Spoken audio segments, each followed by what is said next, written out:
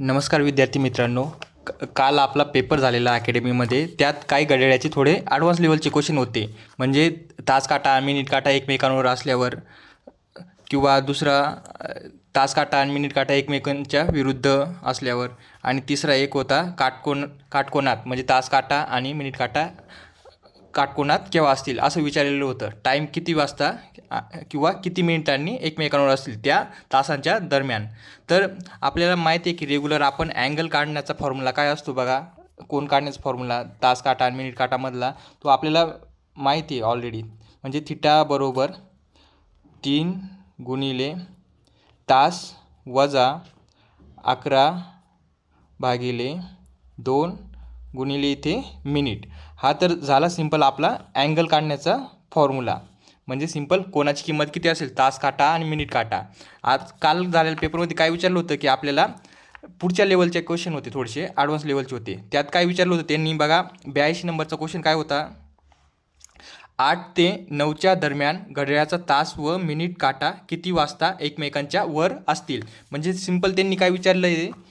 82 नंबरचा क्वेश्चन, घड्याळात तास काटा आणि मिनिट काटा एकमेकांवर असणारे म्हणजे सिंपल 8 ते 9मध्ये 8 ते 9च्या दरम्यान 8 ते 9च्या दरम्यान म्हणजे सिंपल घड्याळात 8 आणि 9च्या दरम्यान म्हणजे ह्या दोघांच्या मध्ये 8 ते 9च्या दरम्यान तास काटा आणि मिनिट काटा एकमेकांवर किती वाजता असणार आहे ते विचारलेलं होतं. म्हणजे सिंपल इथे एकमेकांवर असतील म्हणजे सिंपल तास काटा मिनिट काटा एकमेकांवर असल्यावर थिटाची किंमत कोणाची किंमत किती असते 0 डिग्री. त्यावेळेस काय यूज करायचे फॉर्म्युला सिंपल शॉर्ट ट्रिक वापरायची. काय आहे, जेव्हा थिटा 0 डिग्री असतो तेव्हा 60/11 गुणिले इथे तास घ्यायचा आहे. इथे कोणता तास घ्यायचा आहे या दोघांमधला, तर जो स्टार्टिंगचा तास असतो सुरुवातीचा तो तास घ्यायचा असतो. इथे बघा आपण आता 82 नंबरचा क्वेश्चन सॉल्व करू. म्हणजे सिंपल आता आपण मिनिट काढून घेऊ किती मिनिट होत आहे 8 ते 9मध्ये. बघा आता किमती टाकू आपण. 60/11 गुणिले हा 8 घ्यायचा इथे तासाची किंमत म्हणजे हॉर्सची किंमत. म्हणजे सिंपल इथे 8 टाकला. त्याच्यानंतर सिंपल गुणाकार करून घेऊ आपण. 8 सक 48 आणि पुढचा हा 0 ठेवून द्यायचा आहे. 8 सक 48 आणि हा पुढचा 0 ठेवला आणि खाली भागाकारामध्ये 11. आता सिंपल 11ने भाग द्यायचा आहे आपल्याला. म्हणजे सिंपल बघा 11 1 11, 11 चोक 44, 11 चोक 44चा 4. त्याच्यानंतर 48मधनं 44 गेले किती उरता खाली 4 उरता खाली. म्हणजे सिंपल आता काय झालं तयार बघा 4 आणि पुढचा 0 40 तयार झालेला आहे. म्हणजे सिंपल 11 त्रिक 33, 11 त्रिक 33. 40मधनं 33 गेले खाली किती उरता इथे 7 उरतील खाली 7 उरतील. म्हणजे सिंपल 7ला 11ने भाग जाणार नाही. त्यामुळे आपण काय करतो सिंपल तसं 7/11 लिहून घेतो. म्हणजे बघा 0 अँगल असताना किती मिनिट होत आहे आपले 43 7/11 मिनिट होत आहे. म्हणजे सिंपल आपलं आन्सर काय येणार आहे. पहिला तास म्हणजे 8 वाजून 43 मिनिट म्हणजे 43 7/11 मिनिट. म्हणजे तास काटा आणि मिनिट काटा एकमेकांवर केव्हा येणार आहे 8 वाजून 43 7/11 मिनिटांनी. आपला आन्सर काय येईल 8 वाजून 43 7/11 मिनिट. म्हणजे बघा आपला ऑप्शन किती नंबरचा बरोबर होता. तर 3 नंबरचा आपला हा ऑप्शन बरोबर होता. 8 वाजून 43 7/11 मिनिट.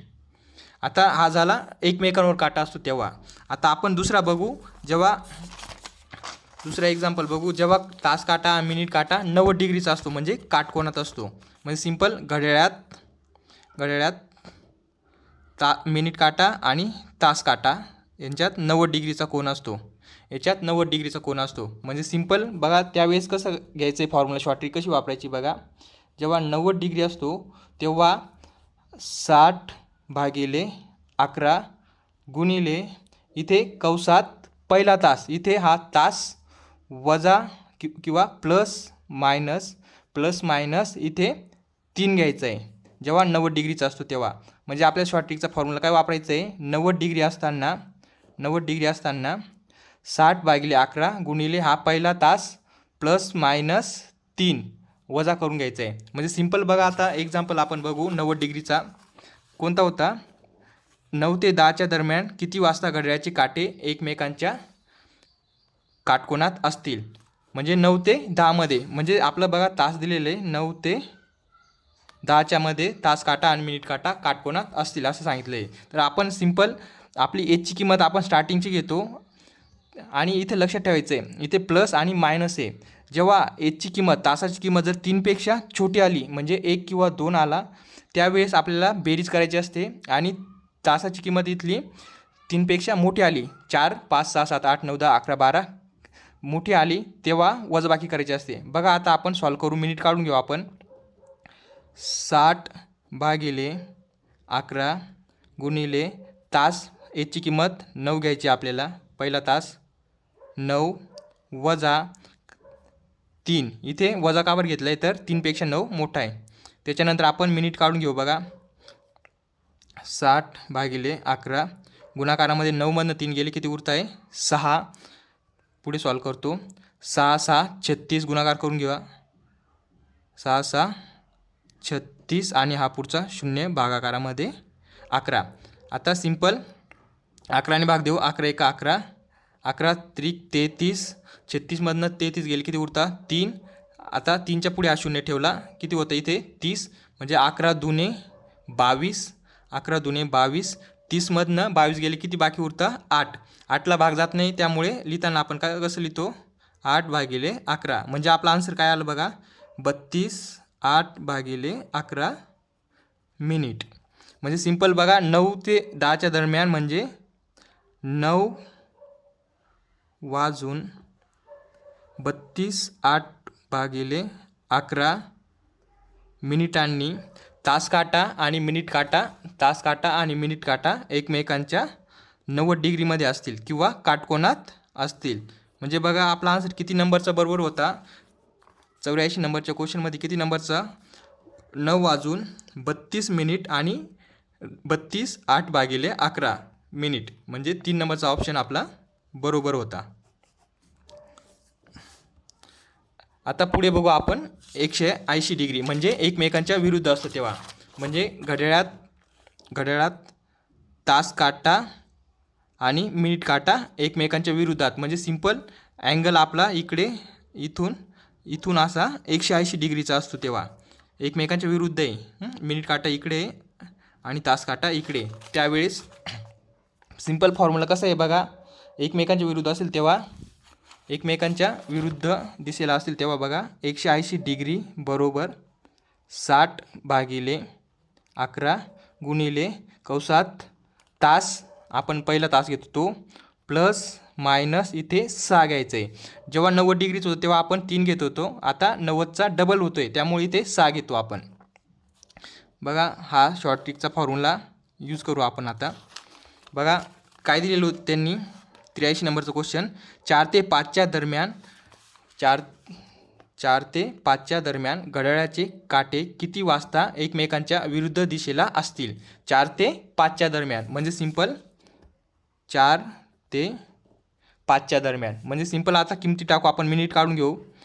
60/11 गुणिले कंसात तास, याची किंमत घ्यायची आपल्याला 4 पहिला. इथे आता 6पेक्षा हा 4 छोटा आहे त्यामुळे इथे आपण प्लस घेतो, इथे 6. पुढे सॉल्व करू. 4 आणि 6 10 होत आहे, म्हणजे इथे 60 गुणिले 10/11. आता आपण पहिले गुणाकार करून घेऊ. 6 10 आहे 60 आणि वरचा एक 0 म्हणजे 600/11. 11ने भाग देऊ आपण. 11 1 11, 11 5 55, 5 उरले 60मधनं 5 गेले 55 गेले, 5 उरले, हा पुढचा 0 ठेवून दिला म्हणजे किती झाले 50 तयार झाले. त्याच्यानंतर 11 चोक 44, 11 चोक 44. आता 50मधनं 44 जाता, 50मधनं 44 जातात तेव्हा खाली किती उरता 6. आता 6ला 11ने भाग जात नाही त्यामुळे आपण लिहिताना कसं लिहितो बघा 54 6/11 मिनिट. आपले मिनिट काढून घेतले. म्हणजे सिंपल बघा किती वाजता 4:54 6/11 मिनिटांनी तास काटा आणि मिनिट काटा एकमेकांच्या विरुद्ध दिशेला असतील. म्हणजे बघा किती नंबरचा आन्सर होता आपला 83 नंबरचा क्वेश्चनमध्ये 4 वाजून 54 मिनिट आणि 6:11 म्हणजे 4 वाजून 54 6/11 मिनिट आला आपला आन्सर. म्हणजे सिंपल यूज करायचं बघा. परत सांगतो पहिल्यापासून बघा काय होतं. जेव्हा 0 डिग्री असते तेव्हा आपल्याला फॉर्म्युला वापरायचा आहे काय 60/11 गुणिले तास. तास कोणता असतो पहिला तास असतो आपला जेव्हा तास काटा आणि मिनिट काटा एकमेकांवर असता.